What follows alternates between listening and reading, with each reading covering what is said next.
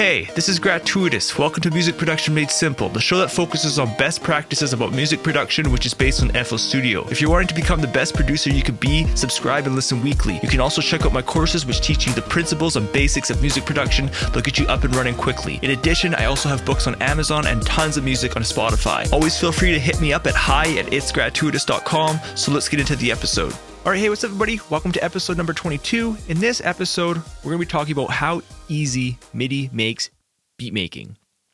For those of you who are not aware, MIDI has made beat making so easy. We have it so easy as beat makers nowadays compared to before MIDI was around, and even in the early stages of MIDI. Nowadays, we have VSTs. You simply load up like your Silent One, Serum, and you can simply just play your keys and you can instantly generate sounds, instantly start recording. So over the past couple weeks here, I've actually been reading further into MIDI, trying to study it more at an advanced level. And what I discovered is there's actually a MIDI specification which these companies follow. You can actually go to MIDI's website and download the specification. You have to create an account, but it's free to download like the spec.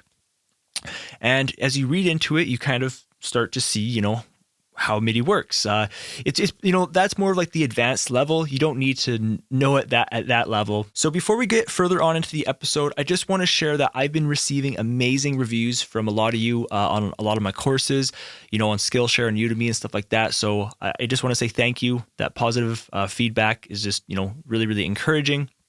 And so for those of you who are not sure if you want to take my courses or where to find my courses, I have them on a whole bunch of websites, but the best way to take them is just through my own website, itsgratuitous.com. You guys can sign up for $10 a month, access all the courses. There's no contract. You can cancel at any time, or you guys can always just purchase the individual course through my website as well. But I just want to say thank you for the awesome reviews to a lot of these courses. Okay, so my understanding of why MIDI started up was because in the early stages of, all this gear, music production gear, all these companies kind of started to have like their own standards. And this became a problem when, once you started to work with like one company's, like let's say keyboard, and you want to like maybe plug it into some kind of sound module or whatever. And, they just have different terminology, different approaches to how to do stuff, or maybe how to keep the actual equipment in sync, Like I said, nowadays we just have a music program. We have it so easy. But back in the day, there was all these hindrances in order to actually make, music and make beats. So from my understanding, MIDI was born because of, these companies, and, they're kind of like, we need a standard. And that's where MIDI came out. And MIDI stands for Musical Instrument Digital Interface. And in simple terms, it just allows you to play, on a keyboard, and it just is able to save that information into a digital format inside your computer in a relatively similar way to how you played it, in a sense of what note, how fast you press that note, in a sense, for like the velocity and stuff like that. Okay. So MIDI has come out as a standard, and now it's allowed all these companies to create equipment to, the specific MIDI standard, that now it doesn't matter what, MIDI keyboard you have. You can be with like M Audio or Akai or, any brand, and it's all going to integrate. So it just allows the process of all of this to be so much easier. Now, in the early stages of like music production and MIDI, it was still a little bit clunky. Like, nowadays, like I'm saying, we have the VST, we simply load up, and a lot of us take it for granted. But, you used to have like the old school like MIDI cables. They kind of look like an XLR cable a little bit, but I think they have like 5 pins. A lot of times you have to go all on like a MIDI out into like the MIDI in of like a sound module. The whole process of getting a MIDI keyboard, having an outboard sound module that you would like plug into a rack, it's just like, for workflow and everything, nowadays it's like that is, that's like in like the dinosaur age. It's like, if you're still working that way, it's because maybe you kind of love like the hardware and stuff like that. But in my opinion, it's honestly, you do not want to be going that route anymore. You want to be all inside the computer, so that, if you have to go to different studios, or if you're traveling around, it's all inside your laptop or it's all inside your computer. And it makes it that much easier. You can easily just kind of open up a project, recall it on the fly.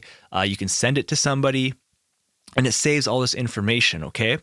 So what MIDI is like nowadays, back in the day, like I said, it was like the MIDI cable. It was like a 5-pin cable. You plug it in and, that was able to interact with whatever gear you're working with. Nowadays, USB is MIDI. Okay, so you simply just plug in your USB cable and that is MIDI.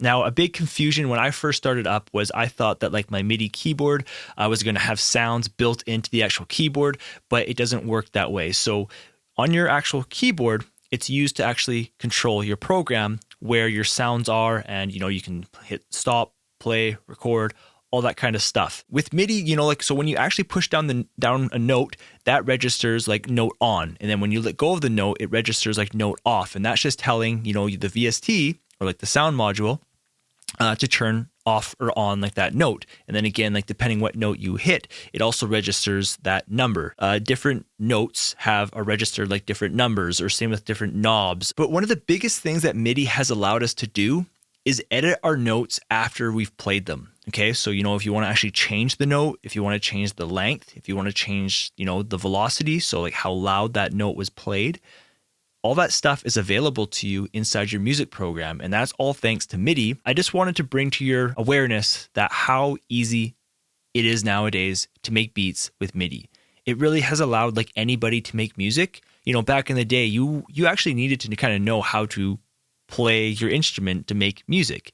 You couldn't just kind of pick something up and just kind of, play with it. Nowadays with MIDI, it's like, as long as you can kind of get something kind of going, it's just a matter of using your mouse, clicking around and trying to find different melodies. You open up a different VST, get a different sound, and you just start building off of that process. You start loading up different effects now, and you can kind of start tweaking that. And I'm just super grateful as I was reading into like the MIDI specification, just kind of watching various tutorials on YouTube about like the actual like what is MIDI, where did it come from, and why do we need it?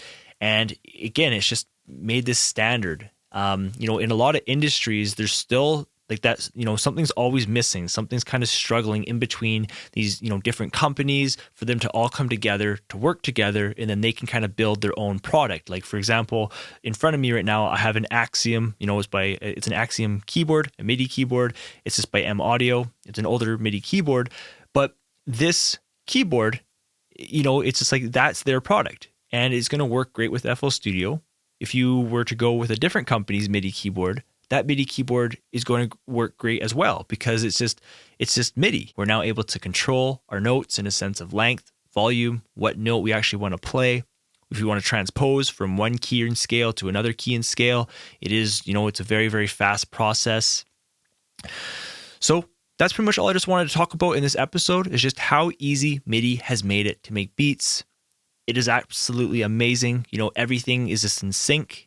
Again, back in the day, if you had like a drum machine and a sound module, you had to kind of set all this stuff up in a sense of all these different MIDI channels, the information that you want to send on one channel into like a sound module.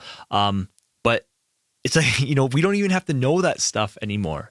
It's honestly just you plug in your USB cable into your computer, load up your VST, record your actual parts, and then pretty much your MIDI keyboard is done with. You're onto like the mixing stage, goes into the mastering stage, and you're done. You have your song. When you look at these industries further on, like when they first started, and you kind of look at like the kind of growing pains, it's like we're past those growing pains.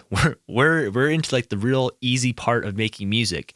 Probably like one of the biggest hindrances in digital music right now is probably the audio interface and the audio latency. A lot of these companies, they're always promising like zero latency and stuff like that. I do have to say that, in the newer generations of these audio interfaces, the audio latency has improved a lot. It's really, really awesome. But in a sense of your MIDI keyboard and making your beats, that is, that's your bread and butter right now. Like that's super easy. It's just a matter of hit your notes, record your parts, and you're on your way. So that's all I wanted to talk about was just, MIDI. I'm going to be actually creating a MIDI course here soon. Not anything super in depth, but a lot of people have asked me recently. I have a little tool there on my website, and a really, really common question people ask me is like, hey, can you make a course on how to use my MIDI keyboard to make beats? So, that kind of sparked this idea of like, well, I want to learn more about MIDI and, more in depth of like what you can do with it. I will be working on that course here pretty soon. But yeah, so just MIDI makes it super easy. It is pretty intense if you start reading into it and just kind of how it works. But again, you don't really need to know that to make beats. You literally just need a MIDI keyboard, your music program, a sound, like a VST, and you're pretty much on your way.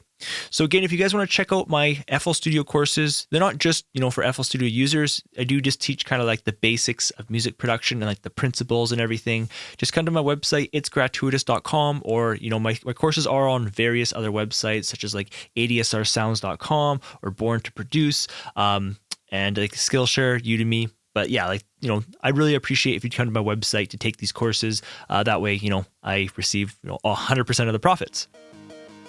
So thanks for listening. I'll talk to you guys in the next episode. Thanks for checking out the episode. If you had any questions, visit itsgratuitous.com/podcast, select an episode, and submit your question at the bottom of the page to the contact form. If you'd like to take my FL Studio courses, see my current studio and podcasting gear, read my books, or are interested in lessons, visit the link itsgratuitous.com/learning. That page will redirect you to more info and resources. I hope the best with your productions. I'm Gratuitous, and I'll see you in the next episode.